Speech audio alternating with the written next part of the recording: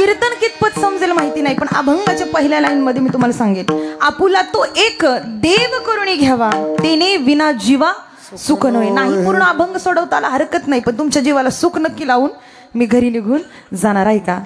आयुष्य निघत चाललंय, आपण जीवनामध्ये जगताना काय करतोय. ज्ञानोबा ज्ञानेश्वरी मध्ये सांगतात सगळ्यांना सगळं आवडतं. कोणाला पुरणपोळी खायला आवडती. माणसाला म्हणलं, एका बाबांना विचारलं, म्हणलं सुरेश दादा विचारलं, म्हणलं काय आवडतं तुम्हाला. ते म्हणले ताई काय सांगू, मला बासुंदी लईच आवडते. काय बासुंदी, जरा महागच आहे ना बासुंदी. दुसरा म्हणला नाही मला काजू कतली लई आवडती, पण काय करता खिशाला परवडत नाही काजू कतली खायला. माणसाला काय आवडतं, चांगलं चुंगलं झोपले का काय. अहो मी तुम्हाला काजू कतली नाही मागितली, तुम्ही बोलत तरी चला. माणसाला चांगलं चुंगलं खायला आवडतं. मग ज्ञानोबा यावरती सांगतायत काय, जगस्पृह्यास्पद एक सार्वभौम पद न मरणे हे निर्विवाद जगापडी. सगळ्यांना सगळं आवडतं, पण मरायला कोणालाच आवडत नाही. मला सुद्धा आवडत नाही बाबा. मला वाटतं लय जगाव, मी लय जगावून लय कीर्तन करावं आणि कीर्तन करता करताच इथंच मारावं असं मला वाटतं. तुम्हाला वाटतं का मी इथंच मारावं. नाही वाटत. एवढं तरी बोललं तर लय कृपा झाली माझ्यावर.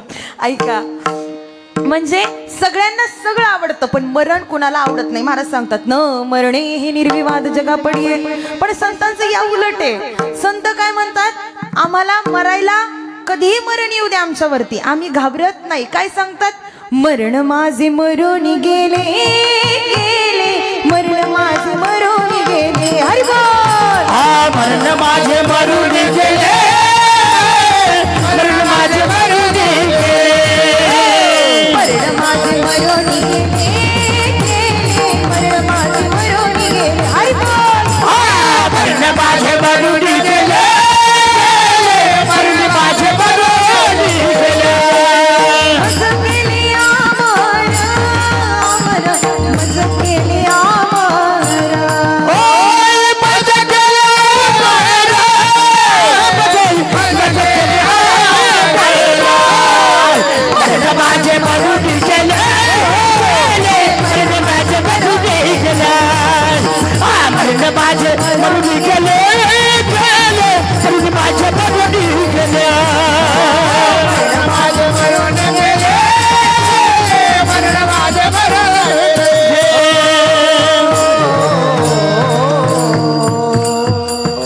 संत काय म्हणतात, मरण माझे मरून गेले गेले, मरण माझे मरून गेले. आपण काय करतोय, आपण काय करतोय. आपल्याला वाटतं की काय नको, थोडंसं काही झालं की महाराज आयुष्यामध्ये सुखाचा पत्ता शोधणारा आजचा अभंग आहे. आलात तुम्ही जन्माला आलात, परत माघारी तसंच जायचंय का. उगाच एक फेरा नाही. आपण मेल्यानंतर 10 लोकांनी नाही, गावानं संपूर्ण कोरेगाव मूळ रडलं पाहिजे एवढं तर उत्तमची गती तो एक पावेल असं जगायचंय. येणं आणि जाणं हे आपल्या हातात नाही, पण मधला काळ आपल्या हातात आहे ना. तुझं आहे तुझं पाशी, परी तू झाडाचं पान कोणाच्या सत्तेने हलतं, देवाच्या सत्तेने. वृक्षाची पाने हालेजाच्या सत्ते. पुढे जाऊन महाराजांनी सांगितलं काय, तुझी या सत्तेने वेदासी बोलणे, तुझी या सत्तेने वेदासी बोलणे, सूर्यासी चालणे तुझी आवडे, ऐसा तू ऐसा तू समेत ब्रह्मांड जननी, ऐसा तू समर्थ ब्रह्मांडाचा धनी. देवाच्या सत्तेने सगळं काही चाललेलं आहे. आपण काय केलं पाहिजे, त्याच्या सत्तेने चाललंय म्हणून फक्त काय केलं पाहिजे आयुष्यामध्ये विचार करा. आले देवाजीच्या मना तेथे समजले सगळ्यांना आपल्या आयुष्यामध्ये काही नाही. मग हे करण्यासाठी काय केलं पाहिजे. जगद्गुरु तुकोबारायांनी कित्येक वर्षांपूर्वी विचारपूर्वक हा अभंग लिहिलाय. जगद्गुरु तुकोबाराय तुम्हाला उपदेश करतात याचा अर्थ तुम्ही एक देव करत नाही. मला सांगा, जर एका देवाची भक्ती केली असती तर जगद्गुरु तुकोबारायांनी आपल्याला उपदेश केले असते का. म्हणे नाही भाव आणि म्हणे देवा मला, देव पावेल का हो. तुकोबऱ्यांच्या लक्षात आलं, ही जनता, ही भोळी भाबडी जनता आहे ना, ती जनता काय करते, एका देवाला आपलंसं करत नाही, म्हणून त्यांचं हित होत नाही. आपल्या हिताचा विचार जो करतो तो खऱ्या अर्थानं आयुष्यामध्ये काय करतो, एका उच्च पदापर्यंत जातो. मग कळालं तुम्हाला, घरामध्ये किती लोक असतात, बोलत चला, एका घरात किती लोक असतात? काही म्हणले 4 आणि हे म्हणले 8-10. दोन्ही पार्टींचा विचार करू आपण.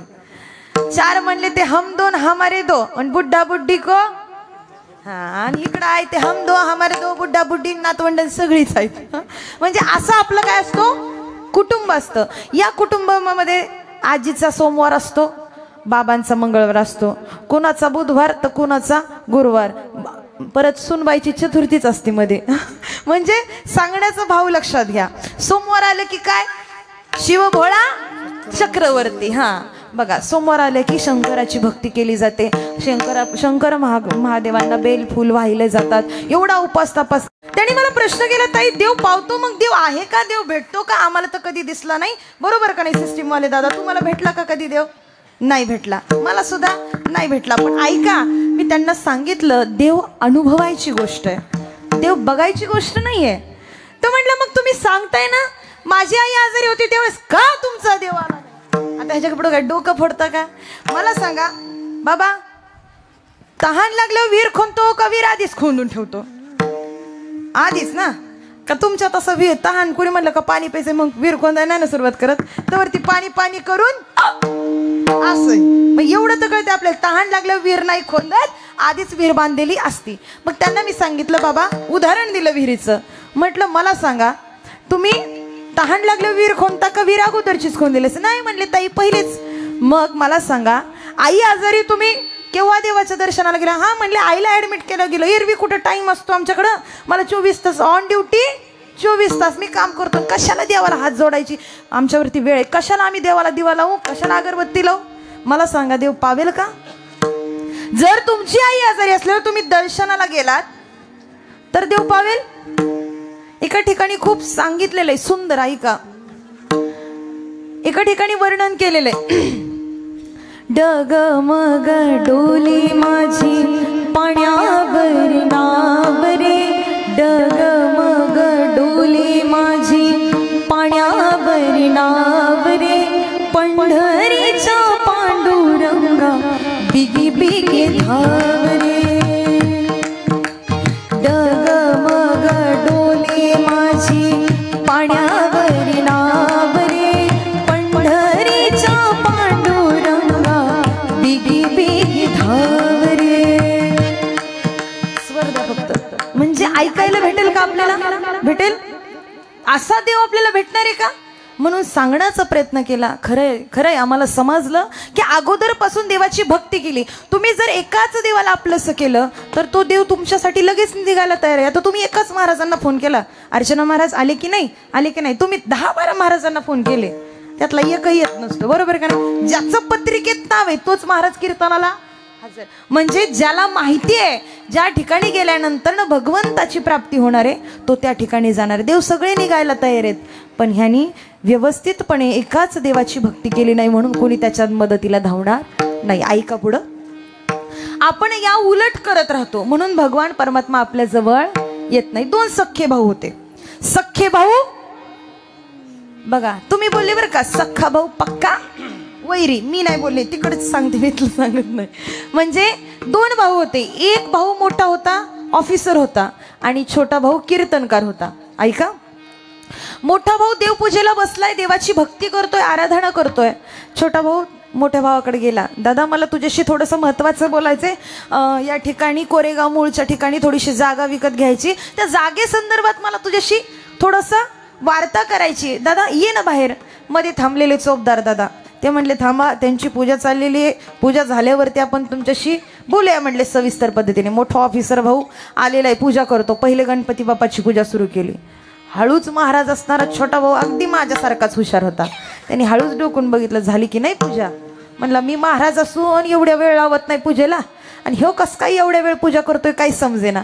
आतमध्ये बघितलं गणपती बाप्पाची पूजा चाललेली. गणपती बाप्पाची पूजा झाली, नंतर ह्यांनी शंकर भगवानांची पूजा सुरुवात केली. बघितलं डोकावून, म्हणले आता झाली की नाही. चोपदार काका म्हटले असं करा, ते आता शंकर भगवानांची पूजा करतायत, तर तुम्ही इथं साईडला बसून घ्या. छोटा भाऊ माझ्यासारखा कीर्तनकार होता, म्हणलं कीर्तनकार आहे म्हणल्या हुशारच होता. त्यांनी काय केलं, भावाची पूजा चालली तर एक खड्डा घेतला, खाणला. दुसरा देव घेतला भावाने की लगेच अजून एक खड्डा खाणला. तिसरा देव घेतला की अजून एक खड्डा खाणला. असे किती 7-8 खड्डे खाणले. बघितलं जाऊन भावाची पूजा झाली आहे का, बघितलं तर भावाची पूजा झाली. मोठा भाऊ ऑफिसर होता, बाहेर आला. बाहेर आल्यावर म्हणला, होय रे हे काय करून ठेवल्यात, खड्डे कशाला खाणल्यात. काय म्हणला, हे खड्डे कशाला खाणल्यात. तो काय म्हणतो, अरे दादा तुझी देवाची पूजा चाललेली तर मी काय करणार होतो, तुझी वाट बघून बघून बोर झालं म्हणून काय केलं, इथं मी खड्डे खाणले. मग खड्डे कशासाठी खाणले. तो म्हणला खड्डे खाणले मी बघत होतो इथं कुठं विहिरीला पाणी. मोठा भाऊ म्हणला, अरे तू वेडा आहेस का. मोठा म्हणलं, वयानं ज्ञानानं अधिकाराने मोठा, तुला काय अक्कल बिक्कल आहे का नाही. म्हणले तुला विहिरीला पाणी बघायचं असेल तर एकच खड्डा कसा खाणावं लागेल, खोल खाणावं लागेल, तेव्हा विहिरीला पाणी लागेल.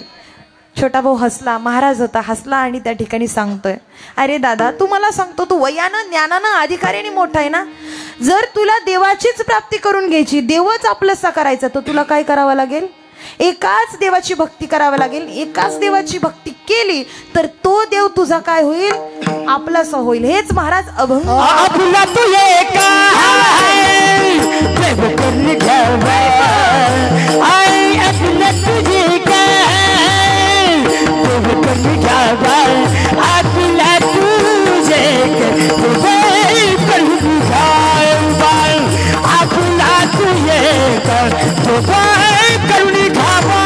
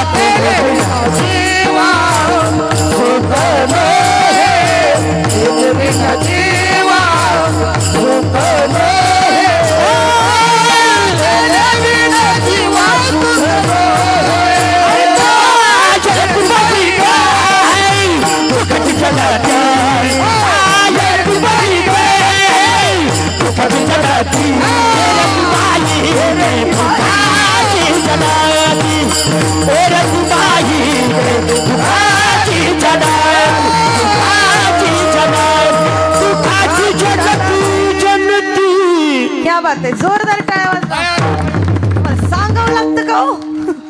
इतकं सुंदर गोड, म्हणजे अतिशय सुंदर त्या ठिकाणी चाल लावली महाराजांनी.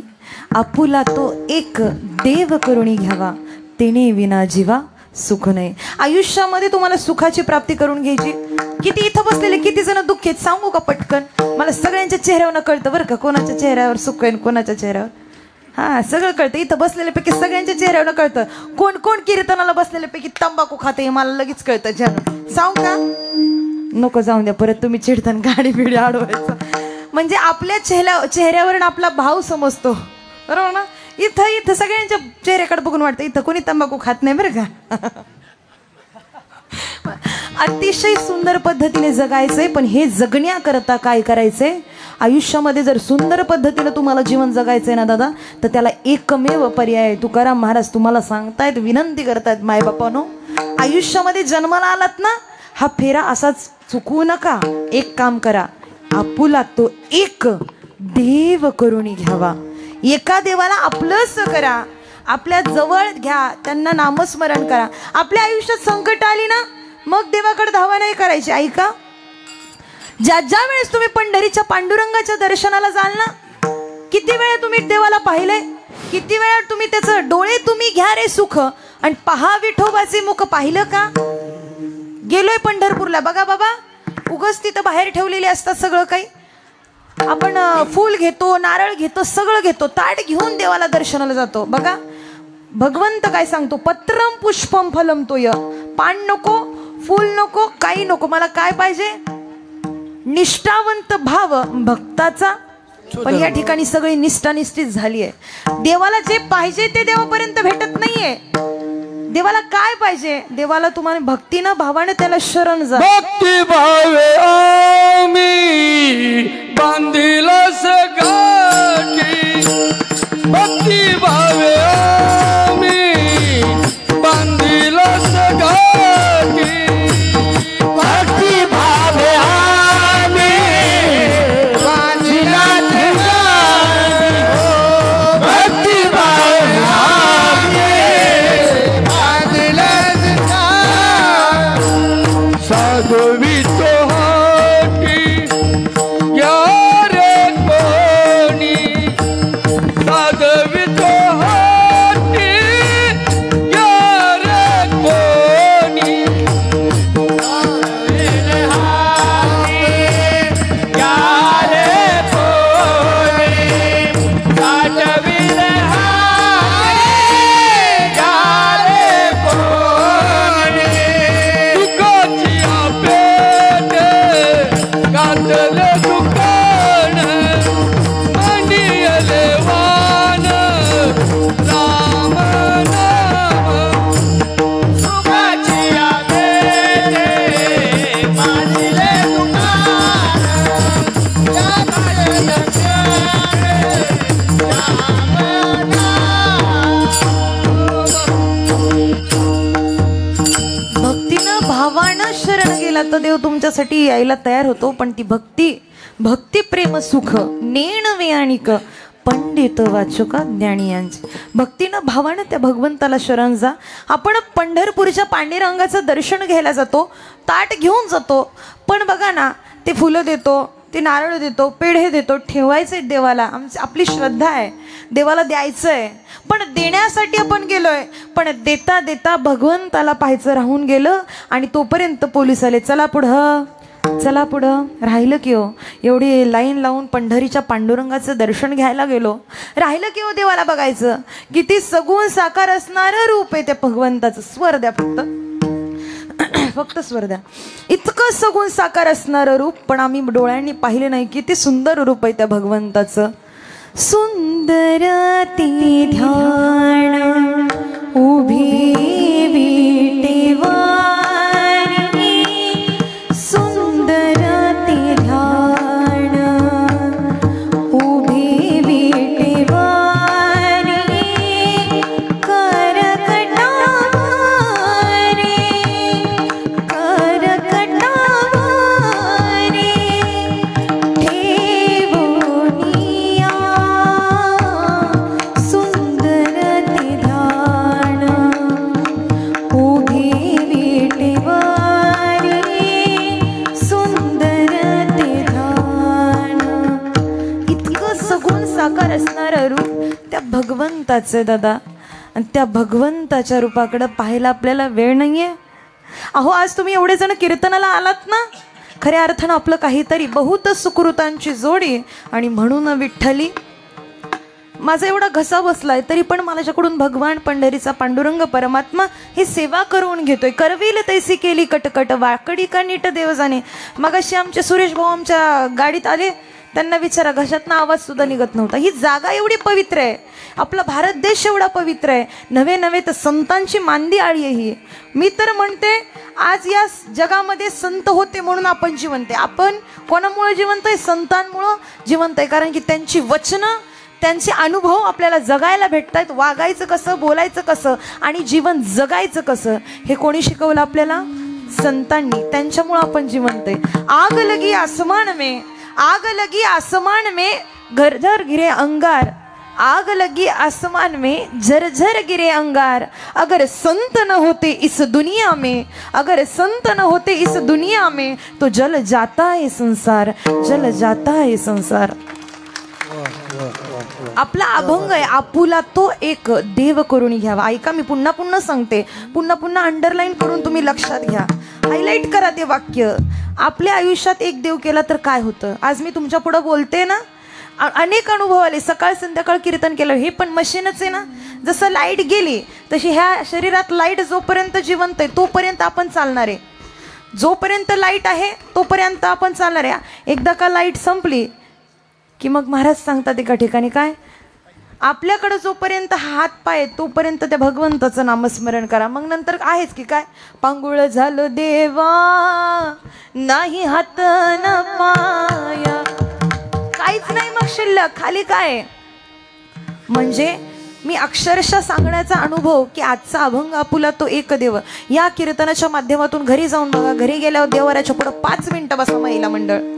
देवाऱ्याच्या पुढे 5 मिनिटं बसल्यावर बघायचं फक्त आपल्या देवाऱ्यात किती देव आहेत. त्या देवांची सुद्धा आंघोळ करताना भांडणं लागते, एवढे तर देव आपल्या देवाऱ्यात हाय का नाही? पटलं तर होय म्हणा. लय जणांच्या घरी गेले तेव्हा बघितलंय म्हणून तुम्हाला सांगते. आणि तुम्हाला जर पाहायचंच असेल ना देव तर जाऊन बघा. मंदिरामध्ये ठेवल्यानंतर ना एका देवाची भक्ती करा. कारण की देव किती आहे तो? काही जण म्हणले 33 कोटी. ऐका, देव 33 कोटी नाहीये, देवाची प्रतिमा 33 कोटी आहे. देव फक्त किती आहे? एक आहे. कसं झालं सांगू का? सेंदरी हेंदरी देव का पूजिती भूते खेती. या ठिकाणी ज्ञानेश्वरीमध्ये वर्णन आहे. सेंदरी हेंदरी म्हणजे काय झालं, एका दगडाला सेंदूर लावाय गेला आणि उरलेला हात कुठं पुसायचा म्हणून दुसऱ्या दगडाला झाला ना देव प्रसन्न. पण देव आहे कुठं बघायचंय देव? महाराज सुंदर सांगतात, देव आहे, देव आहे, हृदय मंदिर शोधून पाहे. देव आहे, देव आहे, हृदय मंदिर शोधून पाहे. आपल्या हृदयामध्ये देव आहे, बघतो का कधी? कधीतरी आत्मसात करा. तो देव सगळ्यांच्या वाटेला येणार आहे. पण तुम्ही म्हणता, काही लोक म्हणतात काय नका देव देव सांगू, तुमच्या देवाने आमचं काही चांगलं. म्हणजे तुम्हाला एक गाडी, एक बंगला, शेती बाडी दिली की मग देव चांगलं का हो? ऐका, तुमच्याकडे सत्ता आहे तोपर्यंत तुम्हाला लोक विचारतात, जोपर्यंत तुमच्याकडे पैसा आहे तोपर्यंत तुम्हाला सगळे विचार